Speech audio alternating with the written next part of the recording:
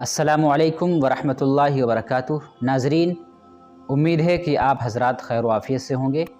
آج ایک سوال آیا ہے، نعمان انصاری یہ سوال کرتے ہیں کہ کیا مقتدی امام کے پیچھے ثنا کے بعد تعوذ اور تسمیہ پڑھے گا یا نہیں پڑھے گا، اور اگر تعوذ اور تسمیہ پڑھ لیا تو کیا نماز ہو جائے گی؟ ان کا سوال یہ ہے کہ اگر کوئی شخص امام کی اقتداء کر رہا ہے، امام کے پیچھے نماز پڑھ رہا ہے، تو ثنا پڑھنے کے بعد کیا اعوذ باللہ من الشیطان الرجیم اور بسم اللہ الرحمن الرحیم پڑھنا چاہیے یا نہیں پڑھنا چاہیے؟ اور اگر پڑھ لیا ہے تو نماز ہو جائے گی کہ نماز نہیں ہوگی؟ یہ سوال نعمان انصاری کرتے ہیں۔ تو اس کا جواب یہ ہے کہ دیکھیے، جب آپ امام کی اقتداء کر رہے ہیں تو آپ کو ثنا پڑھنے کے بعد خاموش ہو جانا ہے، کیونکہ امام کی اقتداء میں قرات کرنا جائز نہیں ہے۔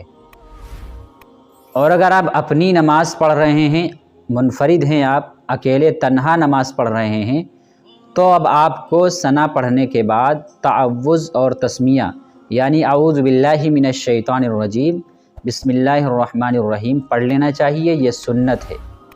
لیکن اگر آپ امام کی اقتداء کر رہے ہیں، آپ مقتدی ہیں، تو آپ کو صرف ثنا پڑھ کر خاموش ہو جانا ہے اور امام کی اقتداء کرنا ہے۔